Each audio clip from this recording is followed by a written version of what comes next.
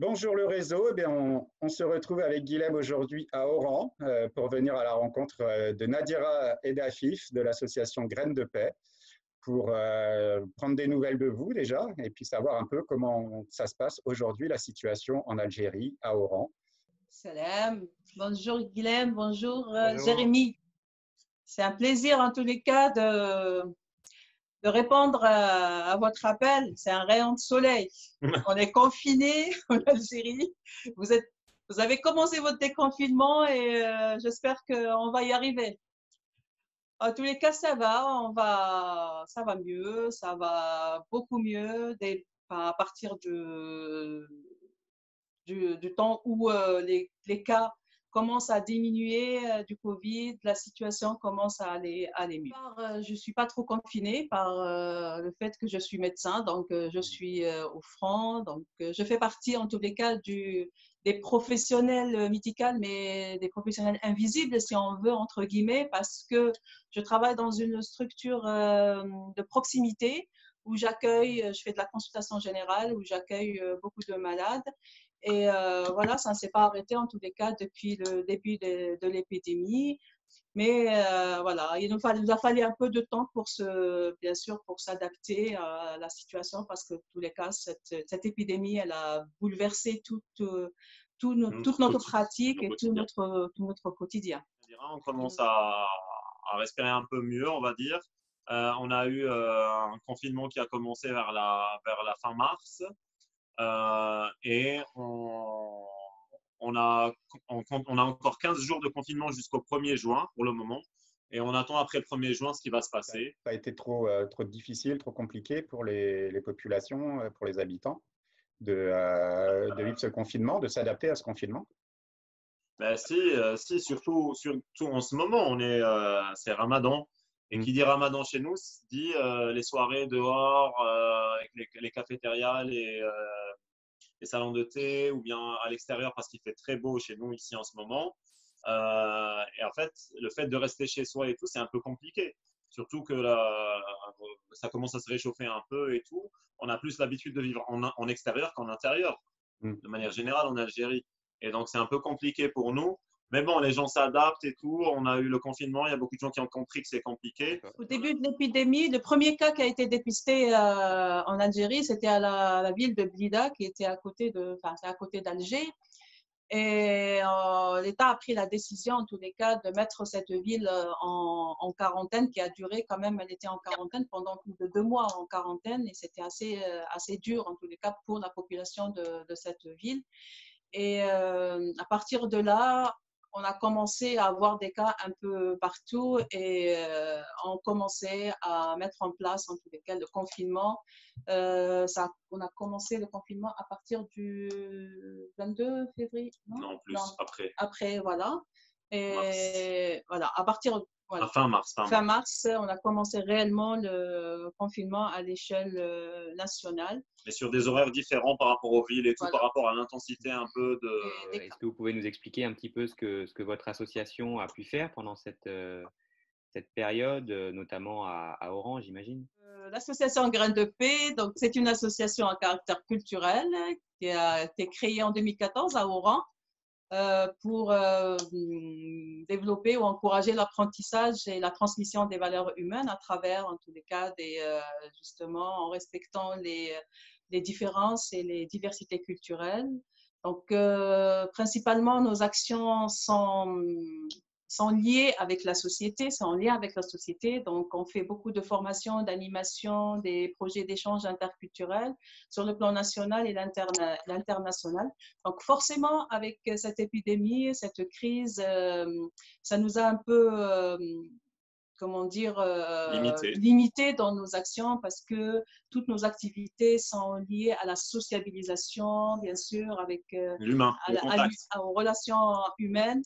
Et dès le début justement de ce confinement, avec cette crise, donc tous les membres de l'asso, ils ont vécu ça comme une chose c'est-à-dire très déstabilisant, et donc ils savaient pas comment ils allaient réagir, comment ils allaient fonctionner en tous les cas. Donc il nous a fallu un peu de temps pour se réadapter, retrouver d'autres moyens et réinventer en tous les cas d'autres moyens de communiquer ensemble, mais aussi de faire des choses ensemble.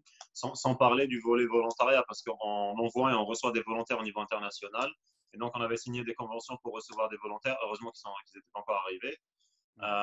Donc, ils ont pu rester près de leurs proches en France ou dans d'autres pays. C'est un peu, comment dire, c'est un peu limitant, on va dire, par rapport aux activités qu'on avait l'habitude de mettre en place, surtout quand on est beaucoup dans le contact social, le lien social et tout. Voilà, mais sinon, on continue. On continue. La promotion de la paix et l'éducation à la citoyenneté, je pense que c'est quelque chose qui peut se faire de multiples façons. Voilà. Alors, comme nous, on n'a pas l'habitude de travailler sur le caritatif. Et en ce moment, à travers la crise sanitaire qui s'est abattue sur nous, on a aussi une crise économique et aussi humaine, on va dire. C'est-à-dire qu'à un certain moment, il y a beaucoup de pauvreté, les gens qui ont l'habitude. En fait, il y a beaucoup de gens qui ont des boulots journaliers ici. Donc, ils travaillent par la journée ou par semaine où ils sont payés. Et donc, comme il y a eu le confinement, tout s'est arrêté. Et aussi, on a beaucoup de personnes qui travaillent on va dire, dans des boulots où ils n'ont pas de sécurité et tout pour la suite s'ils arrêtent de travailler. Et donc, il fallait se mobiliser pour les aider.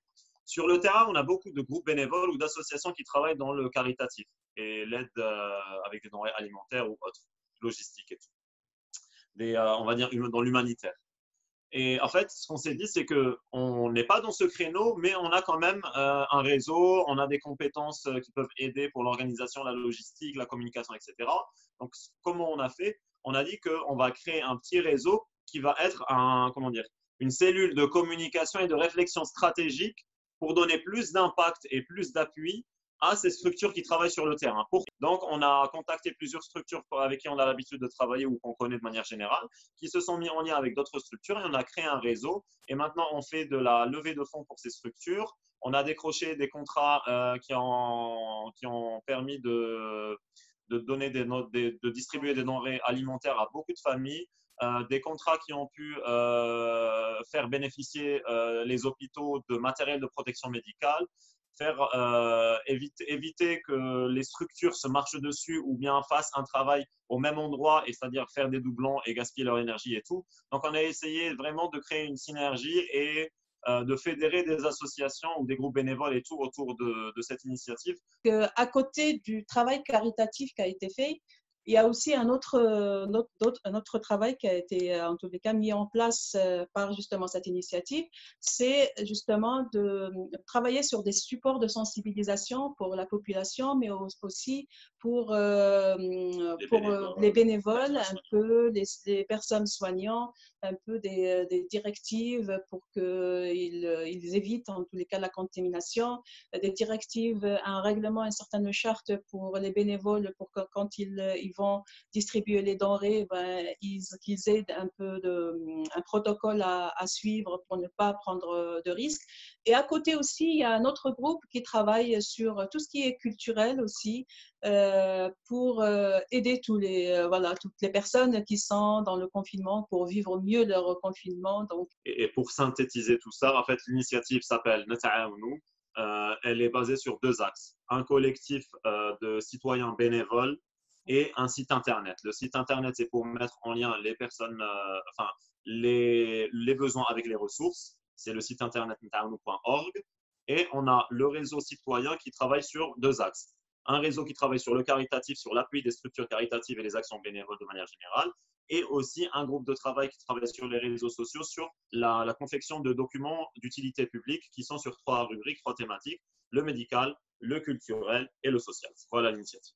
Et en ce moment, on est en plein travail, justement, plein d'organisation, parce que le 16 mai, il y aura la journée, justement, la journée internationale du vivre ensemble. Et ça fera cette année la 3e année où elle va être, en tous les cas, fêtée. Donc, on est en train de travailler sur tout un programme. Est-ce que vous avez justement un message peut-être à faire passer à l'occasion de cette journée du vivre ensemble, hein, qui est l'un des fils rouges de J2R. Est-ce que vous voulez passer un message au réseau? Et puis peut-être ma deuxième question, c'est avec toutes les initiatives de solidarité dont vous parliez tout à l'heure, Comment vous la voyez, cette solidarité, dans les prochains mois? Alors, la crise, quand elle a commencé, la crise, quand elle a commencé ici en Algérie, par exemple, moi, j'étais en France, j'étais à Marseille sur un projet, sur la préparation d'un échange interculturel. Et du coup, j'ai dû rentrer en urgence parce que les vols commençaient la France commençait à fermer, à arrêter ses vols et tout, et l'Algérie aussi. Donc, je suis rentré en urgence et je me suis confiné pendant 16 jours chez moi. Donc, je n'ai rien fait à part juste penser à la situation, me poser des questions et essayer de réfléchir sur comment on pouvait réfléchir comment ça pouvait se passer avec les moyens qu'on avait en Algérie, avec tout ce qui se passait dans le monde. Comment moi je peux aider, comment moi je peux offrir quelque chose de plus. Eh ben, en fait, la réponse était qu'il faut travailler avec des gens, il faut aider des gens, il faut s'entraider, il faut fédérer des gens parce que ensemble on va plus loin. Ça c'est clair. Ensemble, on peut faire de grandes choses et vivre ensemble en paix de manière générale, que ce soit en Algérie avec des Algériens ou dans un autre pays ou en Algérie avec d'autres personnes, d'autres cultures, d'autres pays. Ben, en fait, le fait de faire ensemble, ben, ça nous rend plus grands et ça nous permet de faire des choses plus grandes et avoir plus d'impact. Et on peut faire de merveilleuses choses. Cette crise aussi nous a, malgré qu'on parle à travers, en tous les cas, les réseaux sociaux, mais finalement, on ne vit pas de frontières. Voilà. Alors qu'avant, on avait toutes ces frontières-là qui nous bloquaient, en tous les cas, dans notre travail. Et je trouve que cette crise-là nous a montré, en tous les cas, que vivre ensemble et faire ensemble est possible. Et pour l'avenir, en tous les cas, moi, j'ai une vision positive de l'avenir, malgré qu'on puisse penser. On va sortir de cette crise, ça c'est sûr et certain. En tout cas, cette vision positive que j'ai, elle va en tout cas, nous montre qu'on peut faire mieux et on peut être mieux aussi à l'avenir. Merci beaucoup, merci Guilhem, merci Afif, merci Nadira, et on se retrouve très bientôt. Merci beaucoup. Ciao, ciao. Ciao.